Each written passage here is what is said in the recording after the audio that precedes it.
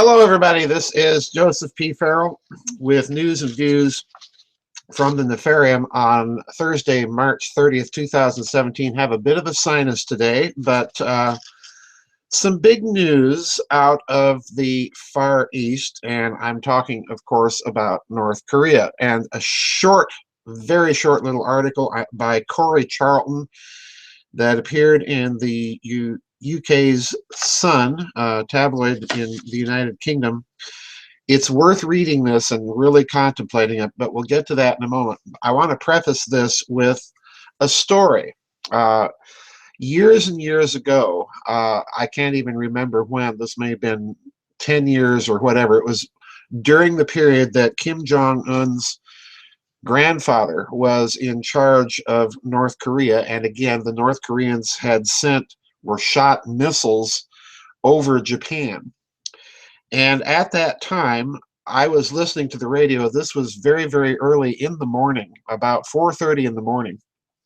And the ABC news feed, I think it was ABC, it may have been CBS, on this radio show ran a short story that appeared only once. I only heard it once. I listened for it again at the top of the hour and again at about 5:30 in the morning, and the story didn't run. So it only ran once. Kind of an interesting anecdote concerning the story today, and that was that after this missile shot previously, the Japanese foreign minister had sent a warning to North Korea saying that Japan could arm itself to the teeth with nuclear weapons within a month if it wanted to. And then the story completely disappeared. Then, of course, we had the disaster at Fukushima, the meltdown of the Tokyo Daiichi nuclear plant. And there were people both in Japan and in the United Kingdom at the time watching what was unfolding, and there was speculation that perhaps Japan had already embarked on a covert nuclear weapons armament project. Now, take those anecdotes for whatever they're worth. They're probably not worth very much. But this story is supremely important, even though it's extraordinarily short. Again, this appeared in the UK Daily Sun just 2 days ago, 28th of March at 9 in the morning. And the story by Corey Charlton. And listen very carefully. There's only 5 very, very short statements in this little article, but they have huge implications. Quote, Japan is paving the way for war against North Korea by ushering in new laws allowing the country to launch preemptive strikes after despot Kim Jong-un angered the region with missile tests. Hiroshi Imazu, the head of Japan's ruling party, told the Washington Post, quote, Japan can't just wait until it's destroyed. Now note those words. It's legally possible for Japan to strike an enemy base that's launching a missile at us, but we don't have the equipment or capability, unquote. Japan wants to create a new law allowing it to launch a preemptive strike against North Korea. Discussions surrounding the law change were supported by Prime Minister Shinzo Abe and Defense Minister, I believe this is General Nakatani. Nakatani told the paper, quote, I believe that we should consider having the capacity to strike, unquote. Now, in the context here, first of all, folks, of nuclear weapons and North Korean missile tests and all the saber rattling that has been coming out of Kim Jong-un's very fat mouth, this is significant news. Now, why is it significant? And this is the real, for me, this is the real story lurking behind all of this. I want to go back to the second paragraph in this very short article. Hiroshi Imazu, the head of Japan's ruling party, told the Washington Post, Japan can't just wait until it's destroyed. It's legally possible for Japan to strike an enemy base that's launching a missile at us, but we don't have the equipment or capability. Now, What concerns me here is that I think this is a very subtle message from the U.S. to Japan, or pardon me, from Japan to the U.S., that is really saying we can't count on you guys to do anything. We've been watching this situation in North Korea evolve and devolve for almost a decade, and nothing has been done, and nothing that you have tried, sanctions and so on, Madeleine Albright and negotiations and all of that, has not worked. So either you take action or we're going to take action. Now, the second thing that's very noticeable to me here, and again, very disturbing, is that Prime Minister Abe has, as most of you are aware that follow this site or follow the news closely, Prime Minister Abe has embarked Japan on a rearmament program. In fact, Abe's government is the government that has abolished that previous constitutional limit in Japan, in the Japanese constitution, requiring the government to spend no more than 2% of the Japanese gross domestic product on defense.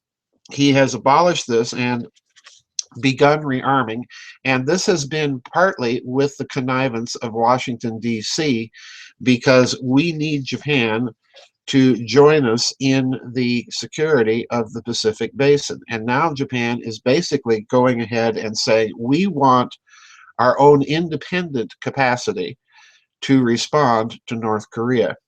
So I think this is gigantic news, folks. The Japanese, in other words, appear to me to be using this as the crisis of opportunity to ratchet up Prime Minister Abe's defense spending even more. And you can't blame them, all right?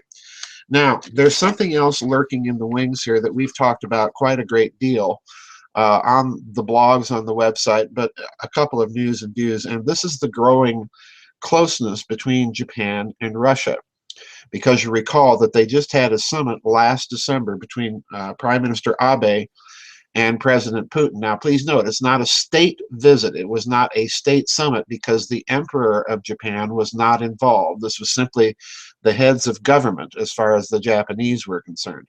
But out of that relationship, out of that summit, Japan and Russia have signed a number of deals calling for Japanese investment in the development of infrastructure in Siberia. Now, that's very important because most of us know that Siberia is a relatively sparsely populated region of Russia with immense natural resources. The Russians have had Chinese assistance in beginning the development of the infrastructure in that region, but Russia needs Japan in Siberia to counterbalance growing Chinese influence in that region, all right? So it's to my way of thinking here, it's to Russia's advantage to have a solution to the North Korean problem, particularly if they're watching Japan rearm. So they don't want that on the one hand, and on the other hand, they want North Korea to quit being a destabilizing region because they need Japan. So the other thing I think you're going to have to watch for now is you're going to have to watch for some statements and perhaps even some agreements between Russia and Japan about what to do about North Korea. The odd man out here is going to be China. And China has, basically two choices as far as I can see at this juncture, with Japan talking about beefing up their defense spending, developing a capacity to interdict North Korea, which for me, folks, is code really for nuclear weapons, all right? China has either to go along with some sort of trilateral three-power solution to North Korea, which of course would ultimately involve the United States. But again, Japan's trying to prod the United States into action, and basically, if you guys aren't going to do anything, we're going to do things. So the ball is in Washington and Beijing right now.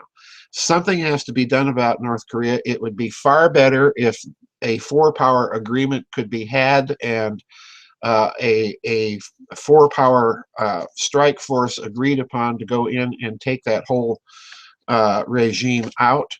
But failing that, I think at least Russia, Japan, and the United States agreeing to do something would perhaps curb this Japanese effort and get something done. If nothing is done, the bottom line here, folks, if nothing is done, Japan is going to beef up its rearmament to the teeth, and that may and probably ultimately will include nuclear weapons. So a very important little story here. Pay attention to this one. I think this is a huge development and highly significant in terms of the geopolitics and even financial arrangements for that region. Anyway, that's it for today for my short news and views from the Nefarium, but that story absolutely had to be talked about. I'll see everybody on the flip side. Incidentally, folks, we did have our servers go down yesterday on the website. Things have been restored. The blogs are a little wobbly because a lot of the formatting was lost. I don't have the time today to go back and reformat that, but we are back up and running, although it cost us a healthy chunk of money. But for those of you wondering what happened, it was a server problem. So anyway, that's it for this week's news and views from the Nefarium. I'll see everybody on the flip side. Bye-bye, and God bless.